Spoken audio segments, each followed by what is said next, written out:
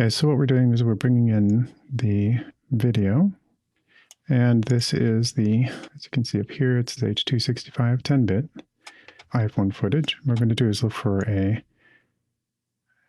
an opportune, this one has some of the information that I'm looking for the pose. Not the best with your eyes closed, but that doesn't matter. I'm going to go over here into the corner, and we're going to hit color management. And in this, we're going to do color managed. And under here, under the Resolve Color Management preset, we're going to go DaVinci Wide Gamut. We're going to click Save. And we're going to go into here, into our color grading area.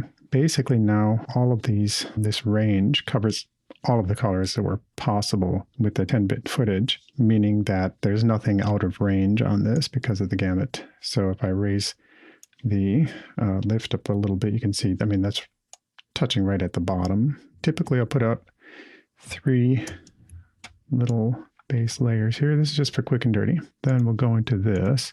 This is a Kazi. It's a guy online who put me onto Glow, which is just a Resolve FX.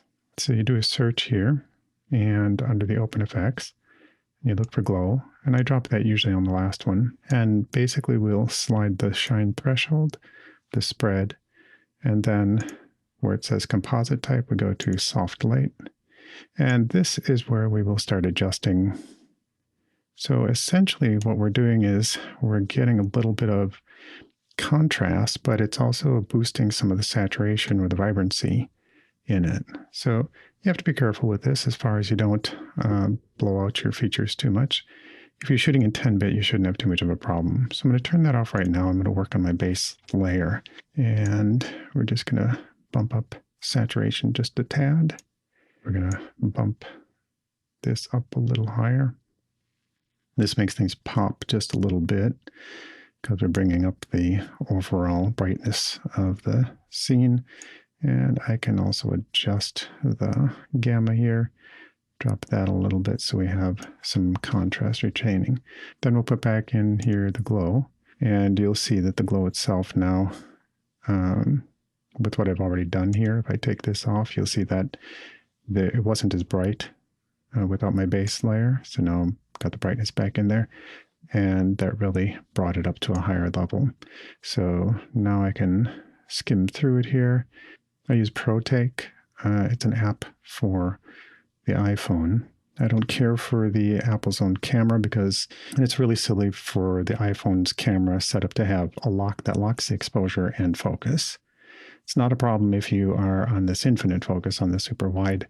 They need to separate those two. That's why I use ProTake, and a lot of other people use other apps as well. ProTake has worked for me pretty well, even over Filmic Pro. So right here, I tend to work the temperature, just drop that just a tad. And if I need to, I'll boost up saturation just a bit more, or I'll drop the saturation a tad and bring up color boost.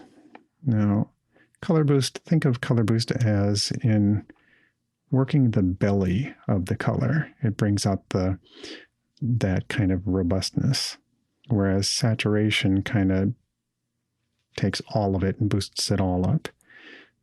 So between the two, you can kind of find something that's pleasing. So this, I think, works pretty well.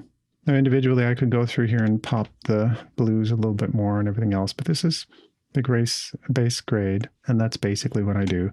So without that, you can see it's a little bit dimmer. Without this, we've got too much yellow, and without this, we're not as bright.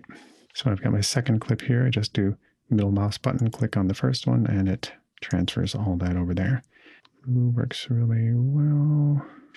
We're never satisfied as colorists when we go through. There's like, I want to make this pop, I want to make that pop. Typically, my beard is the indicator for white balance. So if I pop here and I just do this, I'll do WB to indicate. So in this particular one, it's white balance. So I can click on that and I will go to whitest part of my beard. And that sets the color, and you can see it throws the tint also. And that is where I will adjust accordingly. And maybe put some, just a little bit there. So if we go from this, again, that was a richer yellow to this. Could certainly do another one.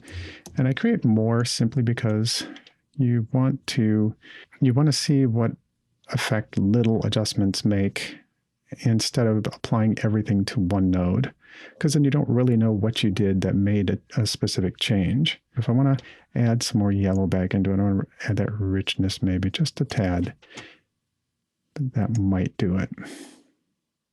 So we're looking at that, and we're going from this to that. Now if I take both of those away, you can see it's definitely needed the white balance.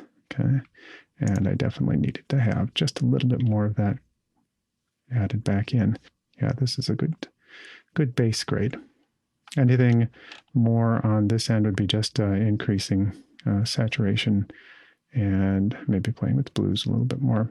But otherwise, that's really a good base. Again, not being satisfied with anything, I'm going to go back to my base grade, add my saturation just a tad. That really pops. Okay, so then go back to the first one, middle mouse button, and I've added that pop, added the node tree. Ah, that's good. That's a good base. There.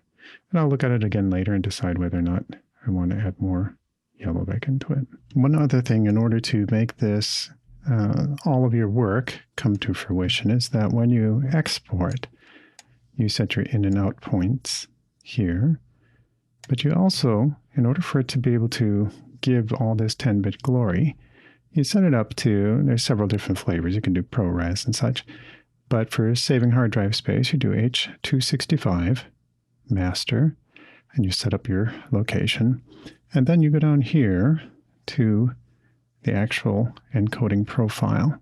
Instead of main, you go to main 10. Okay, and so that basically sets it up for 10-bit on your export. You click add to render queue, which comes up to there, and then you render it out. And then that way YouTube or whatever else you're uploading it to, Vimeo as well, will take 10-bit H265 because that's what it was shot in. You want to have that beginning to end continuity from H265 10-bit to an output of H265 10-bit and upload. This is where you would do that. DaVinci Resolve. What more do you need? That's it. I hope you enjoyed that. And please thumbs up if you like and subscribe if you haven't. Thank you.